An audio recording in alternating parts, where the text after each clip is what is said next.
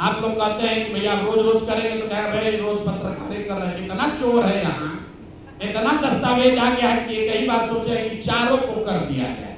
जो चार यहाँ के शीर्षस्थ नेता हैं एनडीए के, दिलीप जायसवाल, मंगल पांडे, सम्राट चौधरी, अब आ जाइए यहाँ के भ्रष्टतम नेता सर्वदलीय अशोक चौधरी। माननीय मुख्यमंत्री नीतीश कुमार के दाहिने हाथ, इनका हालत देखिए। ये तो आदमी पूरे बिहार में रिकॉर्ड बना दिया भ्रष्टाचार का।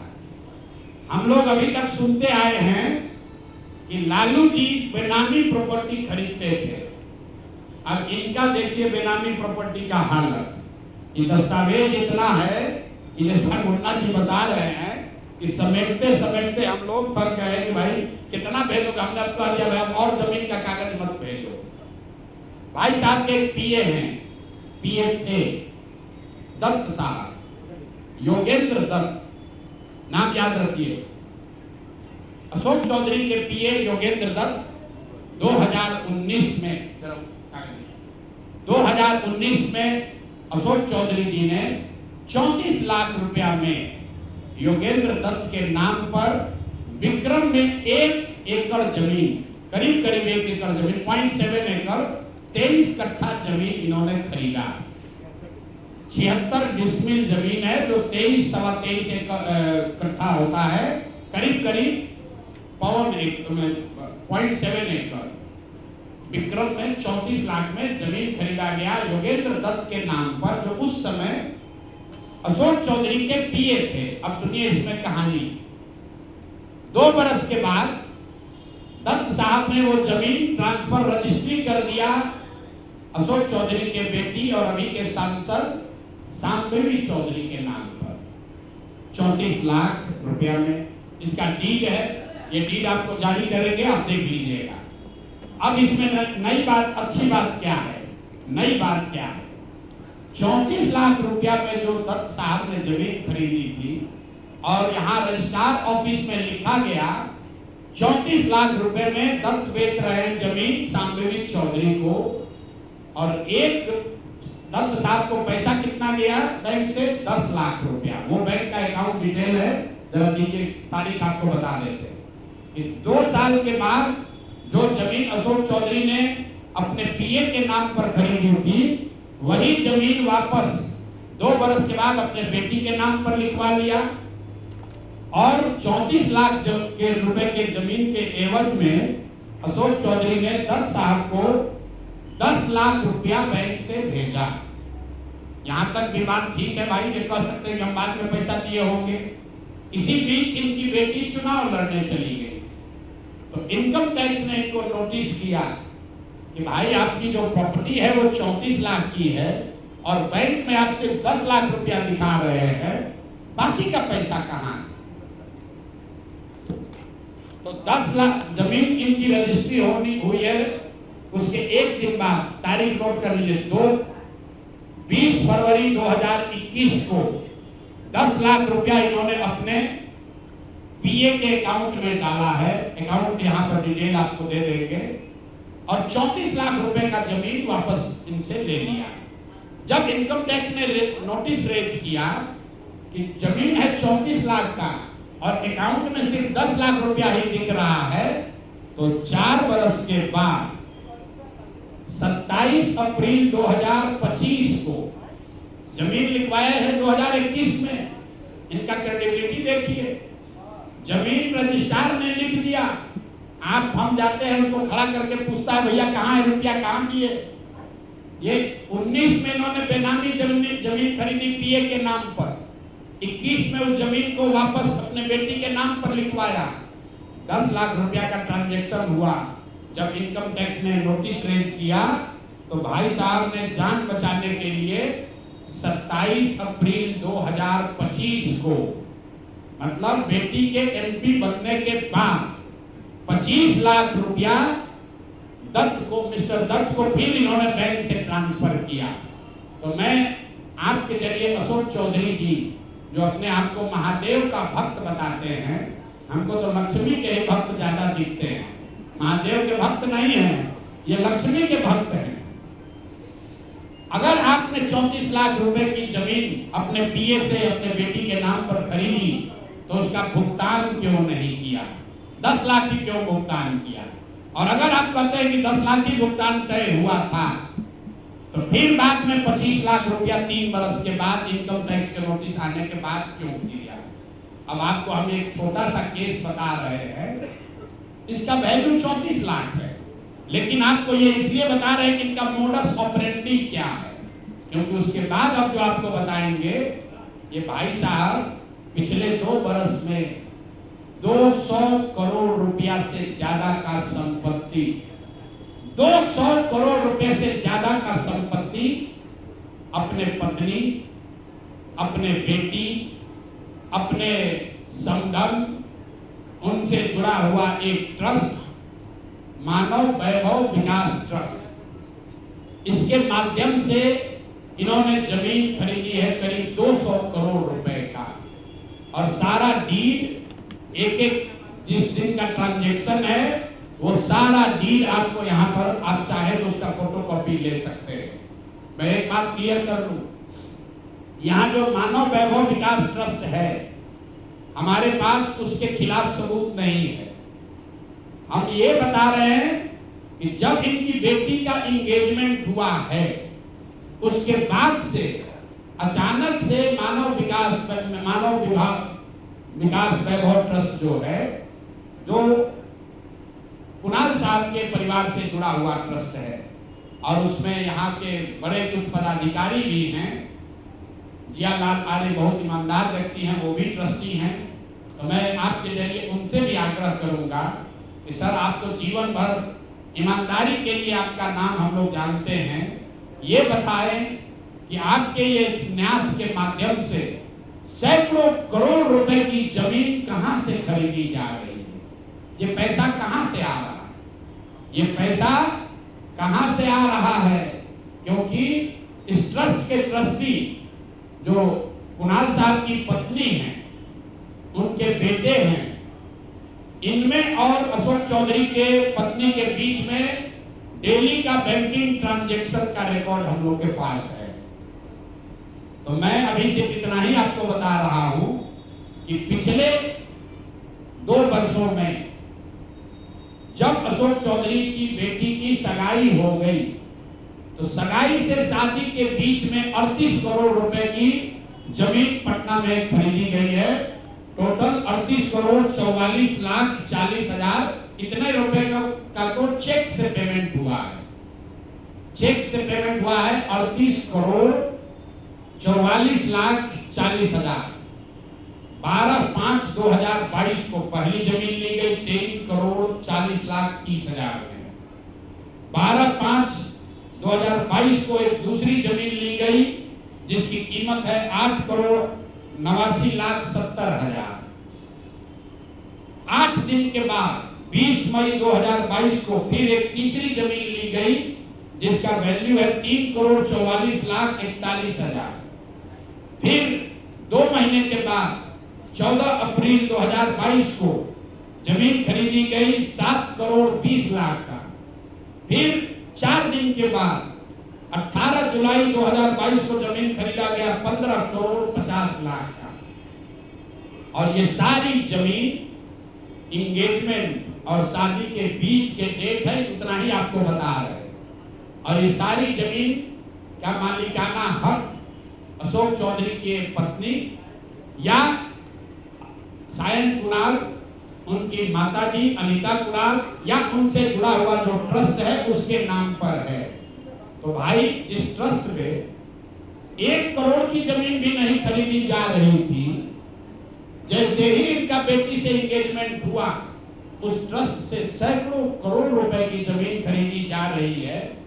तो ये पब्लिक इंटरेस्ट में है कि ट्रस्ट से जुड़े हुए लोग ये आपको बताएं कि आखिर कितना पैसा उस ट्रस्ट में न्यास में आ कहां से रहा। और अशोक चौधरी जी या उनकी पत्नी जो उस न्यास में मेंबर नहीं है, उनसे इनका सीधा क्या संबंध है। हम लोग के पास जो पेपर है उसके मुताबिक करीब 200 करोड़ रुपए की जमीन खरीदी गई है इनके द्वारा, अशोक चौधरी और इनके परिवार के द्वारा, और ट्रस्ट में जियालाल आर्या के साथ साथ एक महिला भी हैं जिसको लोग बता रहे हैं कि अभी के मुख्य सचिव प्रत्यय अमृत की माता जी हैं। तो अभी के मुख्य सचिव की माता जी शायद उस ट्रस्ट में है, मैं उसको कंफर्म नहीं कर रहा हूं, लेकिन मुझे ये जानकारी अभी आते आते किसी ने दिया। तो इस ट्रस्ट के बारे में पता कर लीजिए।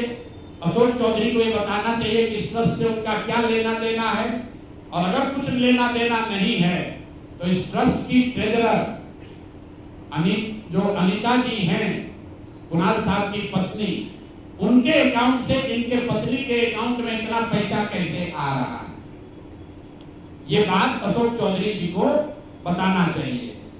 तो भैया ये 3 चीज हो गए। अब अंतिम छोट भैया नेता है पेट्रोल चोर संजय जायसवाल, भाई एक उनका लेटर दे दीजिए। छोट भैया है, जब दूसरे सब धाराशायी हो गए तो पीछे छटपटा रहे। अब इन पर ज्यादा कुछ बोलेंगे तो इनका भाव बढ़ जाएगा। मीडिया वाले भी आजकल इंटरव्यू लेना शुरू कर दिए हैं, क्योंकि प्रशांत किशोर पर ही बोल रहे हैं, जन सुराज पर बोल रहे हैं। इनका पूरा कच्चा चिट्ठा जरा देख लीजिए चिट्ठी। इनका एक पेट्रोल पंप है इनके माता जी के नाम पर बेतिया में। तो हमने कहा कि बेतिया में जब हम पदयात्रा कर रहे थे तो लोगों ने कहा कि 10 वर्षों तक ये भाई साहब वहां एक फ्लाईओवर नेशनल हाईवे का था, वो बनने नहीं दे रहे थे, क्योंकि उससे पेट्रोल पंप का बिक्री कम हो जाता। इन्होंने कहा ना ऐसा तो कोई बात नहीं है, बेतिया का एक आदमी जानता है। इतना ही नहीं, हम आपको फोटो जारी करेंगे कि जब लोगों का दबाव हुआ तो इन्होंने एक बोर्ड लगाया था बेतिया में, जिसमें लिखा था कि ये फ्लाईओवर का निर्माण मेरी वजह से नहीं, राज्य सरकार के परमिशन नहीं देने के वजह से रुका हुआ है। तो पहला प्रमाण कि फ्लाईओवर का बनना और नहीं बनना और उसका दोष इन पर था, इसका प्रमाण ये है इन्होंने खुद से सार्वजनिक तौर पर एक बोर्ड लगाया था कि फ्लाईओवर का निर्माण मेरी वजह से नहीं, राज्य सरकार से परमिशन नहीं मिलने के वजह से रुका हुआ है। अब इसका आगे सुन लीजिए। 2015 में भाजपा और नीतीश जी गठबंधन में नहीं थे, तो जब इन्होंने दोष लगाया राज्य सरकार पर, तो तब के जदयू के अध्यक्ष, जिला अध्यक्ष डॉक्टर NN शाही, जो वहां के बहुत प्रतिष्ठित व्यक्ति हैं, बड़े डॉक्टर हैं, जदयू के जिला अध्यक्ष थे, उन्होंने संजय जायसवाल को खुली चुनौती दी कि आपने जो बोर्ड लगाया है ये गलत है। टाउन हॉल में दोनों में सार्वजनिक चर्चा हुई थी, दोनों को करीब हजारों लोगों के सामने इस बात पर बहस हुआ कि आखिर फ्लाईओवर का निर्माण क्यों नहीं हो रहा। उसके बाद पेट्रोल पंप से इनका कितना प्यार है ये समझ लीजिए। ये है गरिमा देवी सिकारिया, जो अभी वहां नगर की महापौर हैं। इनका लेटर है पत्रांक NMO 242532 डेटेड 14/8/2024, 14/8/2024 मतलब 14 अगस्त 2024 को। जरा इसमें इसका एक पारा पढ़ के आपको सुना देते हैं। ये गरिमा देवी सिकारिया ने जब अस्थायी समिति की पूरी बैठक हुई बेतिया नगर निगम के, उसके महापौर के तौर पर गरिमा देवी सिकारिया ने नगर आयुक्त को चिट्ठी लिखी। उस चिट्ठी का एक हिस्सा पढ़ रहा हूं आपको। इसके साथ ही अस्थायी समिति की संपन्न बैठक 13/11/2023 पहली बैठक, 28/2/2024 दूसरी बैठक, 29/6/2024 तीसरी बैठक, 24/7/2024 चौथी बैठक और 4/7/2024 5 बैठकों में छावनी स्थित, छावनी उस इलाके का नाम है, छावनी स्थित पेट्रोल पंप को जो संजय जायसवाल के भाई का पेट्रोल पंप है, इन्हीं का पेट्रोल पंप है, इनके पिताजी के समय का है, इनके भाई के नाम पर है। सुनिए क्या लिखा हुआ है। छावनी स्थित पेट्रोल पंप को ईंधन के अत्यधिक बिल एवं भ्रष्टाचार को देखते हुए पेट्रोल पंप बदलने का निर्णय लिया गया था और साथ ही ये तय किया गया था कि 15 अगस्त के बाद समिति के निर्णय के बाद जो भी वहां पर भुगतान पेट्रोल बिका है उस सब के भुगतान पर पूर्णतः रोक लगाया जाए। ऐसा इसलिए किया गया कि वहां नगर निगम के सफाई की गाड़ियों के बिल के नाम पर 5 करोड़ रुपया मंथ वाइज आपको ये जारी कर रहे हैं। 5 करोड़ रुपया 5,86,67,033 रुपए का इन्होंने भुगतान उस पेट्रोल पंप को नगर निगम ने किया है। और स्थायी कमेटी के 5 बैठकों में ये पाया गया कि ये ज्यादातर भुगतान फर्जी है, गलत है, ज्यादा बढ़ा कर लिया जा रहा है। स्थायी कमेटी के अभी की महापौर गरिमा सिकारिया ने नगर आयुक्त को लिखा कि भाई 5 बैठक में निर्णय हो गया कि इस पेट्रोल पंप से हम लोग को तेल नहीं लेना है, इसका भुगतान 15 अगस्त से बंद कर दिया जाए। उसके बावजूद ये अफसरों पर दबाव बनाकर नगर के अधिकारियों के साथ मिलकर सारा जो वहां नगर निगम का सरकारी गाड़ी है, जो सरकारी तेल की खरीद होती है, वो इसी पेट्रोल पंप से कराते हैं और 10 लीटर तेल बिकता है, 20 लीटर का वाउचर बनाता है। ये पेट्रोल चोर फेसबुक पर पोस्ट कर रहा है, कहा हमको कि हिंद महासागर में जाएगा, हिंद महासागर में जाओ या लाल सागर में जाओ, मेरा नाम प्रशांत महासागर है, इसमें डूबोगे तो कहीं पता नहीं चलेगा कहां जाओगे।